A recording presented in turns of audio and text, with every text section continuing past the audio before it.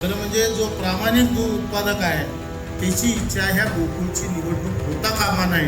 कारण ह्या गोकुळच्या निवडणुकीचा परिणाम ह्या गोकुळच्या एकंदरीत कारभारावर होणार आहे.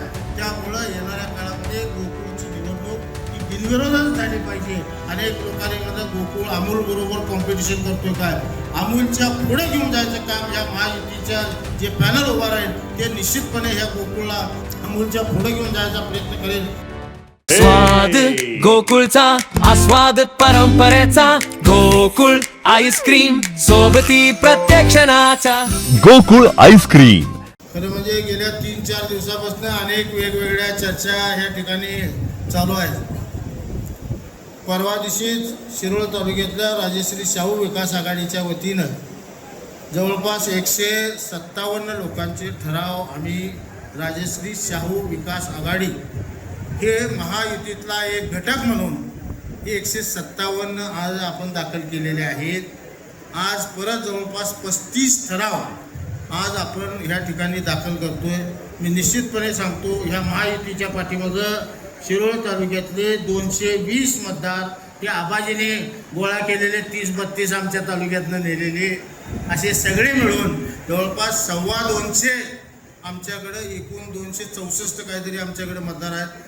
264 पैकी 225 मतदार हे महायुतीच्या पाठीमागं आधी ह्या निश्चितपणे राहतील याची ग्वाही आजच्या या कार्यक्रमाच्या निमित्तानं देतो.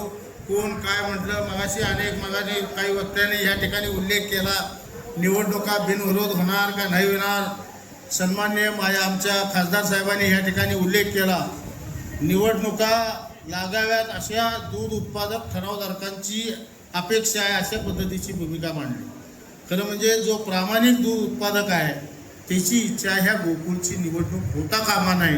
कारण ह्या गोकुळच्या निवडणुकीचा परिणाम ह्या गोकुळच्या एकंदरीत कारभारावर होणार आहे. त्यामुळं येणाऱ्या काळामध्ये गोकुळची निवडणूक ही बिनविरोधात झाली पाहिजे. आणि ज्या वेळा 3-3.5 हजार एका बाजूला जर ठरावधारक असतील तर निश्चितपणे गोकुळची निवडणूक ही बिनविरोधच्या मार्गाने निश्चितपणे मार्गक्रमण करेल असा विश्वास आजच्या या कार्यक्रमाच्या निमित्ताने देतो. आज वेगवेगळ्या भारतीय जनता पार्टीचे सुद्धा ठराव आज दाखल होतात. जनस्वराज्य शक्तीचे ठराव होतात. परवा दिवशी राष्ट्रवादीचे ठराव झाले.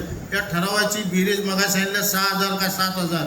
पण मी तुम्हाला 100% गॅरंटी सांगतो किमान 3200च्या वर ह्या महायुतीचे ठराव आजच्या ह्या सगळ्या संकल्पनेतनं परवा दिवशीपर्यंतच्या जे शेवटच्या तारखेपर्यंत होतील. आणि निश्चितपणे महायुतीची सत्ता आजपर्यंत गोकुळ अनेक लोकांनी म्हणतात गोकुळ अमूल बरोबर कॉम्पिटिशन करतोय काय, अमूलच्या पुढे घेऊन जायचं काम ह्या महायुतीच्या जे पॅनल उभा राहील ते निश्चितपणे ह्या गोकुळला अमूलच्या पुढे घेऊन जायचा प्रयत्न करेल एवढा विश्वास देतो. शिरोळ तालुक्यातले सर्व दूध उत्पादक हे निश्चितपणे महायुतीच्या पाठीमागे राहतील एवढा विश्वास आपल्याला ह्या निमित्ताने देतो आणि थांबतो.